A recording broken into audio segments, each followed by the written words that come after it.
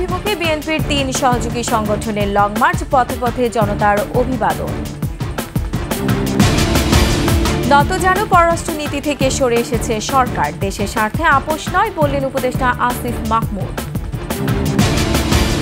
এবং আন্ডারওয়ার্ল্ড থেকে রাজনীতিবিদ ভোলার শাওন ১৫ বছরে গড়েছেন অঢেল সম্পদ।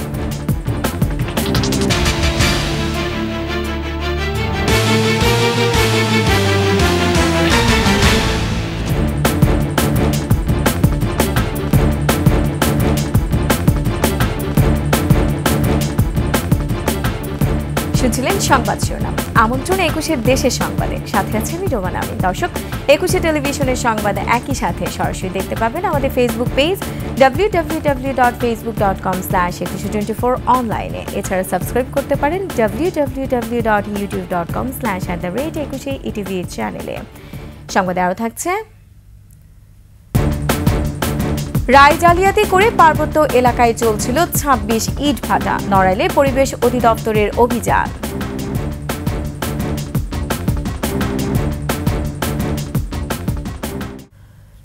ব্রাহ্মণবাড়িয়ার আখাউড়া সীমান্তে সমাবেশের মধ্য দিয়ে শেষ হচ্ছে যুবদল, স্বেচ্ছাসেবক দল ও ছাত্রদলের ভারতীয় আগ্রাসন বিরোধী লং মার্চ।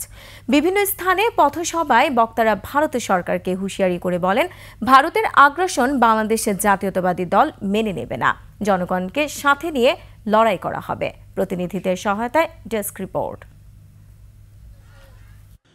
সকালে ঢাকা থেকে আগরতলা অভিমুখে লং মার্চ শুরু করে বিএনপির ৩ সহযোগী সংগঠন। বাংলাদেশ মিশনে হামলা, জাতীয় পতাকা অবমাননা ও সাম্প্রদায়িক দাঙ্গার উস্কানির প্রতিবাদে ছাত্রদল, যুবদল ও স্বেচ্ছাসেবক দল এ লং মার্চ কর্মসূচির ডাক দেয়। লং মার্চ শুরুর আগে সমাবেশে বিএনপির জ্যেষ্ঠ যুগ্ম মহাসচিব রুহুল কবির রিজভী বলেন, ভারত রক্তপিপাসু লেডি ফেরাউনকে টিকিয়ে রাখার জন্য সমর্থন দিচ্ছে। ওরা বাংলাদেশের মানুষের রক্তের যে তেজ, তাদের যে আত্মশক্তি, তাদের যে বীরত্ব, তাদের যে তৃপ্ত পদবিক্ষেপে এগিয়ে যাওয়ার যে ঐতিহ্য, এইটা দিল্লির সাউথ ব্লক ওরা বুঝতে পারেনি। এর আগে সকালে খণ্ড খণ্ড মিছিল নিয়ে নয়াপল্টনে জড়ো হন বিএনপি ও সহযোগী সংগঠনের নেতাকর্মীরা প্রায় ১,০০০ গাড়িবহর নিয়ে নরসিংদী হয়ে ভৈরবে যায়। সেখানে স্থানীয় নেতাদের সাথে কেন্দ্রীয় নেতারাও বক্তব্য রাখেন। লং মার্চ সফল করতে কিশোরগঞ্জ, ভৈরব, ময়মনসিংহ অঞ্চলের নেতাকর্মীরাও সেখানে যোগ দেন। সমর ইসলাম, ডেস্ক রিপোর্ট, ২১ টেলিভিশন। ভারতের সাথে নতজানু পররাষ্ট্রনীতি থেকে অন্তর্বর্তীকালীন সরকার সরে এসেছে বলে মন্তব্য করেছেন স্থানীয় সরকার, পল্লী উন্নয়ন ও সমবায় উপদেষ্টা আসিফ মাহমুদ সজীব ভুঁইয়া। কুমিল্লা পল্লী উন্নয়ন একাডেমির এক অনুষ্ঠান শেষে সাংবাদিকদের প্রশ্নে তিনি এমন মন্তব্য করেন। আসিফ মাহমুদ আরও বলেন, জাতীয় স্বার্থ কম্প্রোমাইজ করে কোনো পররাষ্ট্র সম্পর্ককে বিশ্বাস করে না সরকার। জাতীয় স্বার্থকে সামনে রেখে পরবর্তী সম্পর্কগুলো চলমান থাকবে বলেও জানান স্থানীয় সরকার উপদেষ্টা। ভারতের সাথে এর আগে আমাদের যেই নতজানু পররাষ্ট্রনীতি ছিল, সেটা থেকে আমরা অন্তর্বর্তীকালীন সরকার সরে এসেছি এবং আমাদের পরবর্তী সম্পর্কটা চলমান থাকবে আমাদের ন্যাশনাল ইন্টারেস্ট, অর্থাৎ জাতীয় স্বার্থকে সামনে রেখেই। জাতীয় স্বার্থকে কম্প্রোমাইজ করে কোনো রিলেশনে আমরা ইন্টারন্যাশনাল রিলেশন আমরা বিশ্বাস করি না। পার্বত্য অঞ্চলকে এগিয়ে নিয়ে যেতে হবে বলে মন্তব্য করেছেন প্রধান উপদেষ্টা ডক্টর মোহাম্মদ ইউনূস। সকালে রাঙ্গামাটিতে আয়োজিত পার্বত্য জেলা পরিষদ প্রশিক্ষণার্থীদের সঙ্গে ভার্চুয়ালি মতবিনিময় সভায় এই মন্তব্য করেন তিনি। এ সময় তিনি শিক্ষা, প্রযুক্তি ও অর্থনৈতিকভাবে পার্বত্য অঞ্চলকে এগিয়ে নেওয়ার বিষয়ে জোর দেন। বলেন, প্রাকৃতিক সৌন্দর্য সম্পদে পরিপূর্ণ পার্বত্য জেলাগুলো সবচেয়ে পেছনে পড়ে আছে। এ সময় নারী ফুটবল টিমে পার্বত্য জেলা থেকে আসা খেলোয়াড়দের সঙ্গে বৈঠকের স্মৃতিচারণ করেন তিনি। পার্বত্য এলাকার তরুণরা যেন বিশ্ব নাগরিক হয়ে গড়ে ওঠে, এ আশাবাদও ব্যক্ত করেন ডক্টর মোহাম্মদ ইউনূস। এটা একটা অত্যন্ত চমৎকার একটা এলাকা। চমৎকার শুধু দৃশ্যের জন্য না, সৌন্দর্যের জন্য না, সৌন্দর্যের জন্য এটা বাংলাদেশের সবচেয়ে বড় সুন্দর এলাকা। কাজে এখানে যারা থাকে তারাও সৌভাগ্যবান যে এরকম প্রাকৃতিক সৌন্দর্যের মধ্যে তারা থাকতে পারে এবং এত রকমের ক্ষুদ্র নৃগোষ্ঠী এখানে আছে, সবাই মিলেমিশে আছে। মিলেমিশে থাকতে হলে সমস্যাও হয়, সমস্যাগুলো আছে, কিন্তু সমস্যাগুলো সমাধানযোগ্য। চাঁদাবাজি আর টেন্ডারবাজি দিয়ে শুরু, দ্রুত সময়েই আন্ডারওয়ার্ল্ডের গডফাদার আওয়ামী লীগের সভানেত্রী শেখ হাসিনার নজর কেড়ে অল্প বয়সে হয়ে যান সংসদ সদস্য। বলছিলাম ভোলা ৩ আসনের সাবেক এমপি নুরুন্নবী চৌধুরী শাওনের কথা। গত ১৫ বছরে কামিয়েছেন হাজার কোটি টাকা। ভোলা এবং ঢাকায় সমান তালে চালিয়েছেন ত্রাসের রাজত্ব।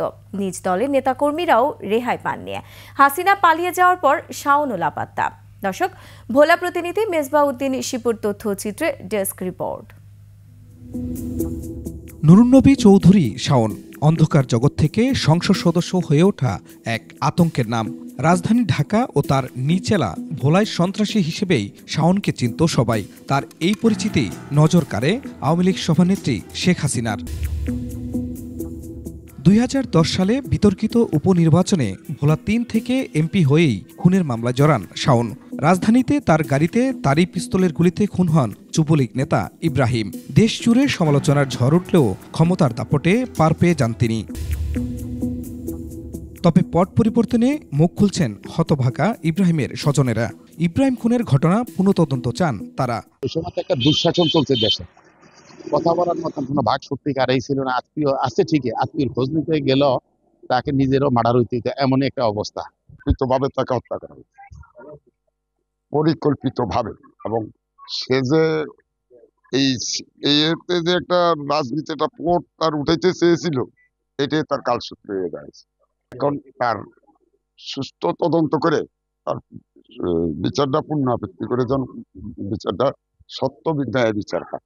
ঢাকার পাশাপাশি গত দেড় যুগে ভোলার লালমোহন ও তজুমুদ্দিনে টেন্ডারবাজি, চাঁদাবাজি, দখল ও সন্ত্রাসের রাজত্ব কায়েম করেন তিনি। শাওনকে খুশি না করে স্থানীয় প্রতিষ্ঠানগুলোতে কেউ চাকরি পেতেন না। এখানে রাজনৈতিক এবং যে দেশের উন্নয়নমূলক যত কাজ হয়েছে সবগুলি কাজ থেকে উনি চাঁদাবাজি করতেন। সব টাকা বিদেশে পাচার করছে। বিনা নির্বাচনে এমপি হয়ে মানুষের সহযোগিতা দেওয়ার নামে সে করেছে লুটপাট, চাঁদাবাজি, অন্যায়। দিন দুপুরে মানুষ ধৈর্য নিয়ে এই স্টলের ভিতরে ঢুকাইয়া মাইজা টাকা আদায় করে তারপর তাদেরকে ছাড়া হয়েছে। এই ব্যাপারে তার এবং সুস্থতা এবং তার বিচার চাই। লালমোহনের সরকারি শাহবাজপুর কলেজের মাঠ দখল করে নির্মাণ করেছেন সজীব ওয়াজেদ ডিজিটাল পার্ক। আমাদের ক্ষমতা থাকাকালীন অবস্থায় এটাকে সজীব ওয়াজেদ ডিজিটাল পার্ক করা হয়েছে। ২০১৪ সালে নির্বাচন কমিশনে দাখিল করা হলফনামায় ১,২০,৮৯,০০০ টাকার সম্পদ দেখিয়েছিলেন শাওন। আর ২০২৪ সালে তিনি দেখান ৩৩,৫৫,৭৩২ টাকার সম্পদ। এদিকে হাসিনা পদত্যাগ করে দেশ ছাড়ার পর পলাতক শাওন। তার বিরুদ্ধে ঢাকা ও ভোলায় একাধিক মামলা রয়েছে। শাওনের বিরুদ্ধে আমাদের সঙ্গে 2টা নিয়মিত মামলা আছে। তাছাড়া সে ঢাকায় 5ই আগস্টের আগে যে বিভিন্ন রকম হত্যাকাণ্ড ঘটছে সেই মামলায় বেশ কয়েকটা মামলা সে আসামি। সন্ত্রাসীদের গডফাদার আওয়ামী লীগের সাবেক এমপি নুরুন্নবী চৌধুরী শাওনের বিচার চান সাধারণ মানুষ। এদিকে অভিযোগের বিষয়ে জানতে শাওনের ব্যক্তিগত ফোনে যোগাযোগের চেষ্টা করা হলেও সেটি বন্ধ পাওয়া যায়।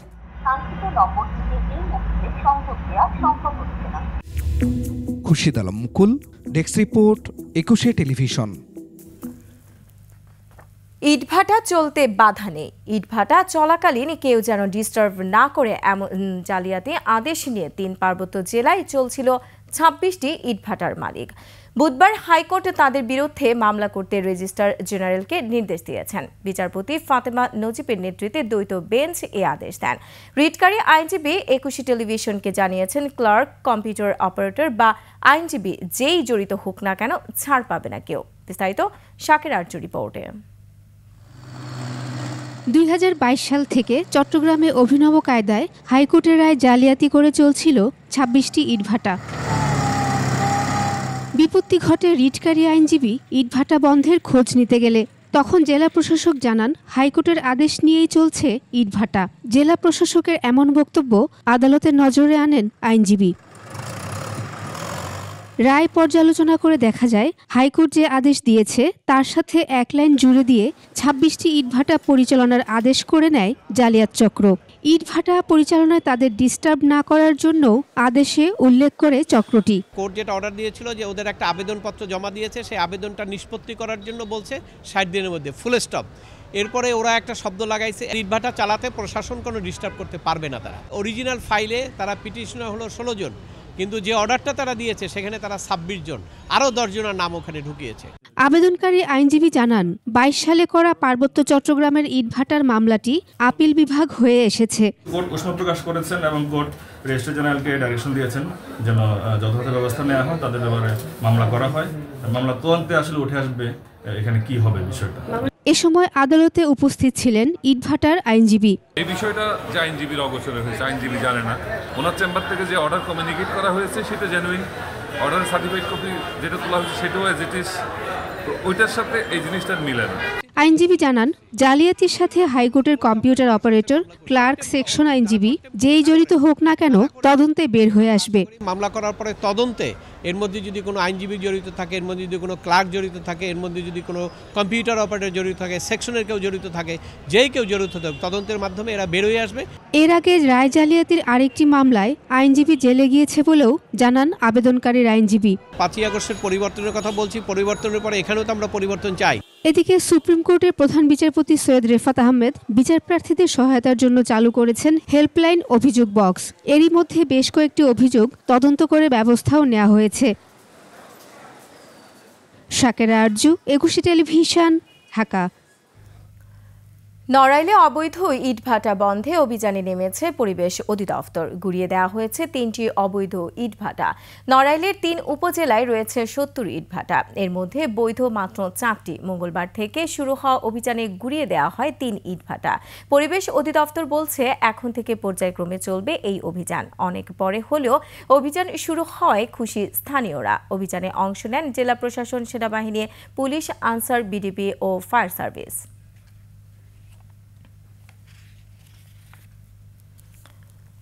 পিরোজপুরে রাষ্ট্রদ্রোহিতার অভিযোগে দায়ের করা মামলায় বিএনপির ভারপ্রাপ্ত চেয়ারম্যান তারেক রহমানকে অব্যাহতি দিয়েছে জেলা অতিরিক্ত চিফ জুডিশিয়াল ম্যাজিস্ট্রেট আদালত।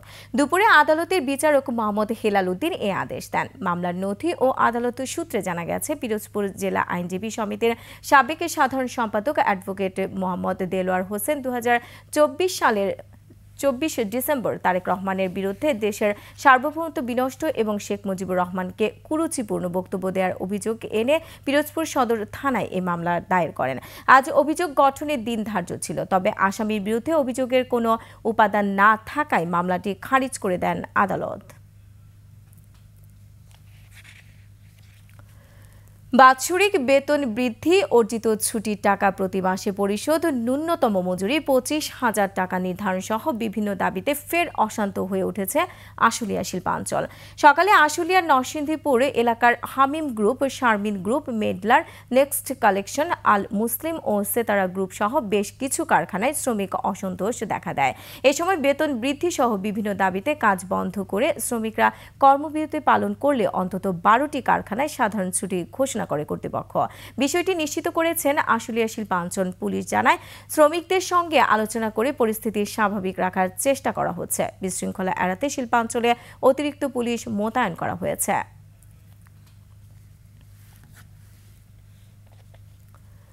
ইসকনের বহিষ্কৃত নেতা চিন্ময় কৃষ্ণের জামিনের শুনানি এগিয়ে আনা সহ 3 আবেদন নামঞ্জুর করেছেন চট্টগ্রাম মহানগর দায়রা জজ আদালত। আদালত সংশ্লিষ্টরা জানান, চিন্ময় আইনজীবী আগামী 2রা জানুয়ারি জামিনের শুনানি এগিয়ে আনা, নথি উপস্থাপন এবং কারাগারে আটক ও অন্য আসামিদের পক্ষে মামলা পরিচালনার আবেদন করেন। সুপ্রিম কোর্টের আইনজীবী অ্যাডভোকেট রবীন্দ্র ঘোষ এই আবেদন করে, কিন্তু চিন্ময় দাসের ওকালতনামা না থাকায় শুনানি শেষে আদালত সব আবেদন নামঞ্জুর করে দেন। জাতীয় পতাকা অবমাননা মামলায় গ্রেফতার হওয়া চিন্ময় কারাগারে রয়েছেন। ব্রাহ্মণবাড়িয়ার বিজয়নগরে ট্রাক, পিকআপ ভ্যান ও মাইক্রোবাসের ত্রিমুখী সংঘর্ষে মাইক্রোবাসের চালক সহ 3 জন নিহত হয়েছেন। আহত হয়েছেন কমপক্ষে আরও 6 জন। সকালে ঢাকা সিলেট মহাসড়কের বিজয়নগরের বারগড়িয়া এলাকায় এই দুর্ঘটনা ঘটে। হাটা হাইওয়ে থানার ভারপ্রাপ্ত কর্মকর্তা মারগুপ তৌহিদ জানান, কুমিল্লাগামী একটি ট্রাকের সাথে বিপরীত দিক হতে আসা মাইক্রোবাসের সংঘর্ষ হয়। এ সময় সিলেটগামী একটি পিকআপ ভ্যান ট্রাক দিলে ধাক্কা ধাক্কা দিয়ে চলে যায়। এতে ঘটনাস্থলেই মারা যান মাইক্রোবাস চালক সহ পাভেল মিয়া সহ ৩ জন। এদিকে লক্ষ্মীপুরে সিএনজি ফিলিং স্টেশন গ্যাস রিফিলের সময় সিলিন্ডার বিস্ফোরণে আরও মারা গেছেন 2 জন।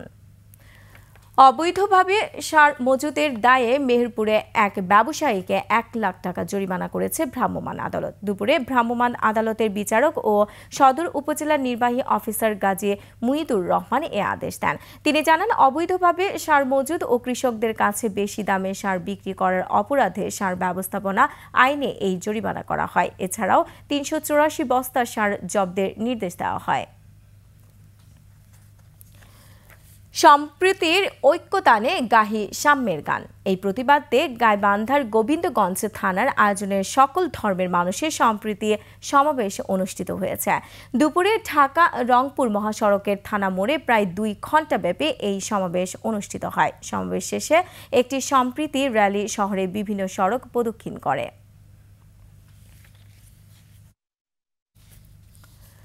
কুষ্টিয়া, টাঙ্গাইল, মুন্সিগঞ্জ, দিনাজপুরের হিলি ও ব্রাহ্মণবাড়িয়ার আশুগঞ্জ মুক্ত দিবস আজ। 9 মাসের রক্তক্ষয়ী যুদ্ধের পর এদিন শত্রুমুক্ত হয়েছিল এই অঞ্চলগুলো। দিবস ঘিরে বিভিন্ন স্থানে ছিল নানা কর্মসূচি। শহীদদের প্রতি শ্রদ্ধা জানিয়ে নানা আয়োজনে কুষ্টিয়ায় মুক্ত দিবস পালন করা হচ্ছে। সকালে কালেক্টর চত্বরে কেন্দ্রীয় স্মৃতিস্তম্ভে শহীদদের প্রতি ফুল দিয়ে জানান জেলা প্রশাসক, পুলিশের সুপার ও মুক্তিযোদ্ধারা। এই দিনে হানাদার বাহিনীর আত্মসমর্পণ ও পলায়নের মধ্য দিয়ে মুক্ত হয়েছিল টাঙ্গাইল। দিবসটি উপলক্ষে দুপুরে বাংলাদেশের জাতীয়তাবাদী মুক্তিযোদ্ধা দল জেলা শাখা র্যালি বের করে।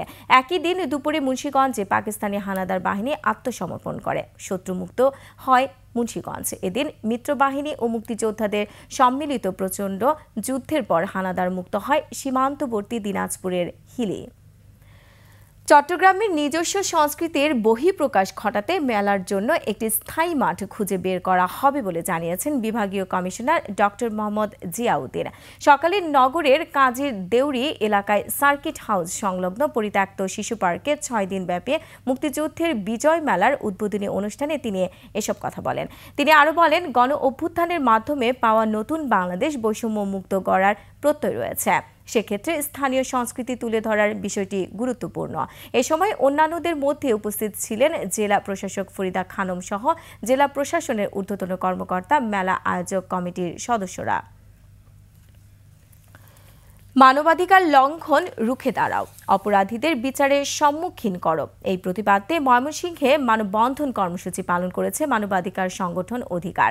সকালে ময়মনসিংহ প্রেস ক্লাবের সামনে ঘণ্টাব্যাপী এই মানববন্ধন কর্মসূচিতে বক্তব্য রাখেন জেলা আইনজীবী সমিতির সাবেক সভাপতি অ্যাডভোকেট নুরুল হক, অধ্যাপক আল হেলাল তালুকদার, বৈষম্য বিরোধী ছাত্র আন্দোলনের সমন্বয়ক মাজহারুল ইসলাম, গুমের শিকার রাশেদ ও মোস্তফা সহ অন্যান্যরা।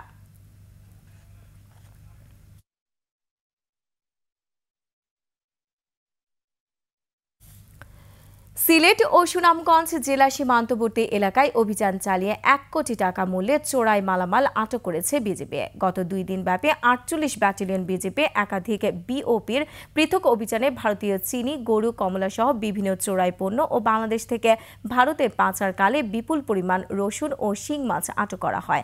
বিজিবি অধিনায়ক লেফটেন্যান্ট কর্নেল মোহাম্মদ হাফিজুর রহমান জানান, 2 দিন ব্যাপী অভিযানে 1 কোটি টাকার চোরাই মালামাল আটক করা হয়েছে। এ বিষয়ে প্রয়োজনীয় পদক্ষেপ নেওয়া হবে। আর এরই সাথে শেষ করছি 21 দেশের সংবাদ। যাবার আগে সংবাদ শিরোনামগুলো আরও একবার।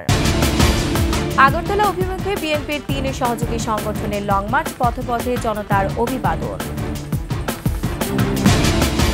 নতজানু পররাষ্ট্র নীতি থেকে সরে এসেছে সরকার, দেশের স্বার্থে আপোষ নয় বললেন উপদেষ্টা আসিফ মাহমুদ। এবং আন্ডারওয়ার্ল্ড থেকে রাজনীতিবিদ ভোলার শাওন 15 বছরে গড়েছেন অঢেল সম্পদ।